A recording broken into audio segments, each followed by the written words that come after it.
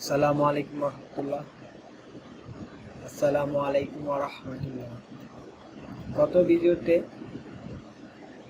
ভিডিওতে আমরা এই তিনটা ক্যাটাগরি নিয়ে কাজ দেখাইছিলাম অ্যাডমিন প্যানেলে।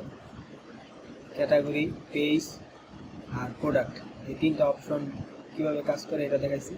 আজকে ভিডিওতে বাকি দাগগুলো দেখাবো। প্রোডাক্টের পরেই হলো অর্ডার।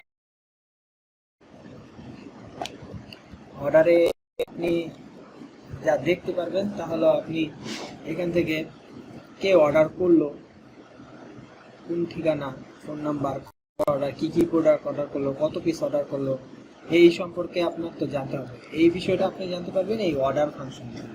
এইখানে আসার পর দেখতে পারতেছি যে আমাদের একটা অর্ডার হয়েছে 41 নাম্বার অর্ডার, যেটা আমি কিছুক্ষণ আগে করছিলাম ওকে নামে। প্রথম ভিডিওটা দেখলে বুঝতে পারবেন। ঠিকানা, নাম, ঠিকানা এগুলো দেওয়া হয়েছে। তা আমি এই অর্ডারটা এখানে কি করতে পারবো, চাইলে অর্ডারটা ভিউ করে দেখতে পারবো, চাইলে অর্ডারটা এডিট করতে পারবো। যদি ওই লোক বলে যে না আমি ফোন দিলাম, ফোন দেওয়ার পরে বা ফোন করলো, ওটা বললো যে না আমি এই প্রোডাক্টটা কমাইতে চেয়েছি, এই প্রোডাক্টটা বাড়িয়ে যেতে, তো আপনি এডিট করতে পারবেন, ভিউ করতে পারবেন, এডিট করতে পারবেন। ডিলিট চাইলে ক্যান্সেল হয়ে গেলে এটা ডিলিট করে দিতে পারবেন।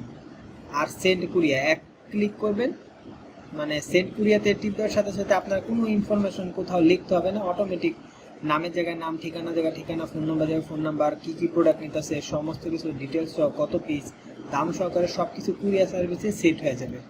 আপনার আর কোনো ঝামেলা পোহাইতে হবে না। আপনার কাছে আপনি শুধু মালটা প্যাকেজিং করে রাখবেন, আপনার আইডি নাম্বারটা দিয়ে রাখবেন, ওরা নিয়ে যায় এগুলো সব ফিল আপ করে পাঠিয়ে দিবে এখানে এক ক্লিকে যদি আপনি সেন্ড কুরিয়াতে দেন। তাছাড়া সেন্ড কুরিয়াতে দেওয়ার পর এই যে এখানে সেন্ড কুরিয়াতে দেওয়ার পর আপনি এইখানে দেখতে পারবেন যে আপনি স্ট্যাটাস, যে এটা কি অবস্থায় আছে, এটা কোথায় আছে, কোন জায়গায় আছে। কুরিয়া থেকে প্রতি 1 মিনিট অন্তর অন্তর আপডেট আইনা এখানে এই জায়গাটায় জানাই দিব। কুরিয়ার এপিআই এর সাথে কানেক্ট থাকার কারণে প্রতি 1 মিনিট আমাদের ওয়েবসাইট থেকে ইনফরমেশন যাইয়া কুরিয়ার থেকে নিয়ে আসবো। আপনার কিছুই করতে হবে না। এখানে জানতে পারবেন আপনি মালটা এখানে আছে, এখন ডেলিভারি বয়ের কাছে আছে বা এই জায়গাতে আছে। সমস্ত আপডেট কুরিয়াতে যেরকম আপনি আপডেট দেখতে পান ঠিক ওই জায়গায় আর ঢুকাই করা লাগবে না, এখান থেকে আপনি আপডেটটা দেখতে পারবেন। এখন আমরা ভিউ করে দেখি কিভাবে। ভিউ করার পর দেখা যেতেছে যে নাম, তার ঠিকানা, ফোন নাম্বার, সে কি নিছে। মানে আমি কিছুক্ষণ অর্ডার করছিলাম এটা অর্ডার করছিলাম, কোয়ান্টিটি 1 পিস, প্রাইস ছিল এত, টোটাল এত, আমার ডেলিভারি ঢাকার ভিতরে ডেলিভারি চার্জ এত, টোটাল এত। এখন আমি যদি চাই যে এইটা আমার ওই যে প্রোডাক্টের উপরে আমি তারপরও লাগাই দিব, আমি আর এটা লাগানো প্রয়োজন বা আমার ব্র্যান্ডিং, তাহলে আমি এখান থেকে প্রিন্টে দিয়ে আমি চাইলে কাগজটা বাইর করে ফেলতে পারবো, করে এটাই আমি স্টিকার দিয়ে লাগাই দিতে পারবো। চাইলে পিডিএফ ফাইল বাই করে হোয়াটসঅ্যাপে পাঠিয়ে দিতে পারবো কারোর প্রয়োজন হলে। এই কাজগুলো করতে পারবো। এইটা হলো আর আপনি এখান থেকে যখন ইডেটে ঢুকবেন, ইডেটের ইনফরমেশনগুলো হলো আপনি যে কাস্টমারের নাম, ঠিকানা এগুলা সব দেখতে পারবেন। ঠিক আছে, চাইলে একটা কিছু ভুল হলে বা আরও আপনি বিস্তারিত ঠিকানা নিলেন ভিতরে, তখন আপনি অ্যাড করে দিতে পারবেন। এরকম ধরেন আমি এটা অ্যাড করলাম, আরও অ্যাড করলাম, এটা অ্যাড করলাম, ঠিক আছে, এই জায়গাটা অ্যাড করলাম। এইভাবে আপনি অ্যাড করতে পারবেন, বা ভুলে ঢাকা ভিতরে আপনি বাইরে দিয়ে দিবেন। হ্যাঁ, এটা করতে পারবেন, সমস্যা নেই। আর এইখান থেকে আপনি স্ট্যাটাসটা আপডেট দিতে পারবেন। আপনি চাইলে পেন্ডিংয়ে দিতে পারবেন, আপনি যে কোনো ক্যান্সেল দিয়ে দিতে পারবেন, হোল্ড করতে পারবেন, ইন রিভিউয়ে দিতে পারবেন। যেই স্ট্যাটাসটা দিয়ে দিবেন ওটা আপনি চাইলে দিতে পারবেন। আমি পেন্ডিংয়ে দিলাম, এখন আমার স্ট্যাটাসটা দেখাবে যে পেন্ডিংয়ে আছে।